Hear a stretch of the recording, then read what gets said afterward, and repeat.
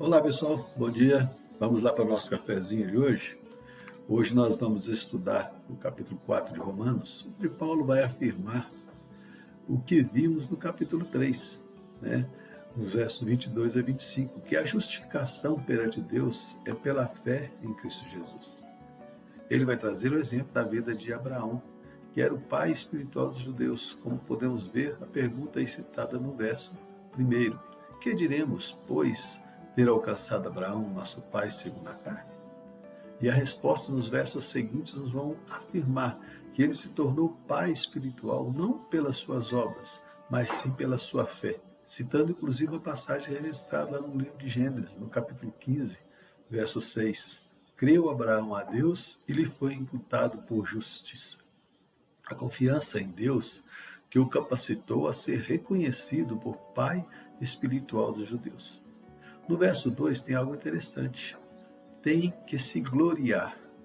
Se Abraão tivesse se apegado às suas obras, certamente a glória seria somente dele, algo pessoal e não diante de Deus. Quero que preste bem atenção e se lembre do que estudamos e que afirmei quando observamos no capítulo 3. Não estou dizendo aqui que não há necessidade de se fazer as obras.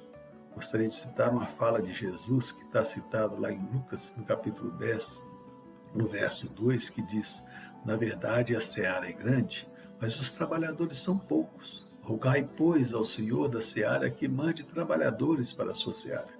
O que Jesus está afirmando aqui é que há muito trabalho, muita obra para ser feita, e temos que nos colocar à disposição do Senhor para a realização desta obra.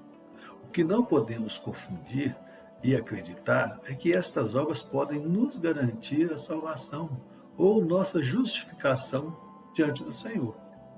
E nos versos 4 e 5, vai falar do valor do salário, que é para o empregador. No caso, não é um favor, e sim uma dívida pelo trabalho realizado. Entendo que se fazemos as nossas obras aqui na terra, teremos a recompensa aqui na terra. Mas quando exercitamos nossa fé, podemos ter a certeza de uma recompensa celestial. Nos versos 6 a 8, vamos ver que aqueles que exercem a sua fé, independentemente de suas obras, será bem-aventurado e justificado diante do Pai. Agora, nos versos 9 a 12, nós vemos a citação de algo polêmico na época e que era essencial para os judeus daquele tempo, a circuncisão. Eles entendiam que era uma marca na carne que os diferenciava dos gentios, se colocando às vezes melhor que os gentios, porque eles tinham aquele sinal, a circuncisão. Mas Paulo apresenta um argumento devastador para eles, apresentando o texto citado lá em Gênesis 15, 6, que nós já lemos, onde afirma que Abraão foi justificado pela sua fé. Para os gentios, tudo resolvido, pois entendiam que não havia necessidade da circuncisão, mas para os judeus era algo que não estava de acordo com a lei. E para resolver isto, mais à frente, em Gênesis 17, veremos o encontro de Deus com Abraão, novamente estabelecendo com ele a sua aliança, afirmando que nasceria seu filho Isaque e que esta aliança seria eterna em sua descendência. E para afirmar esta aliança também, mais à frente, nos versos 24 a 27 de Gênesis, vemos a decisão de Abraão.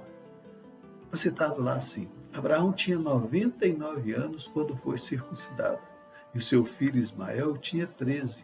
Abraão e seu filho Ismael foram circuncidados naquele mesmo dia, e com Abraão foram circuncidados todos da sua casa, tanto os nascidos em casa como os comprados de estrangeiro.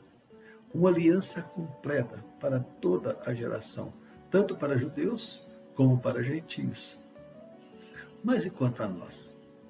Se observarmos a linhagem de Abraão, veremos que Deus preparou tudo para enviar o seu filho como homem, como ser humano, para estabelecer o seu propósito de resgatar a sua comunhão com o homem. Isto é maravilhoso, pois nos mostra o plano de Deus desde a eternidade, quando todas as coisas foram criadas. Os planos dele são perfeitos.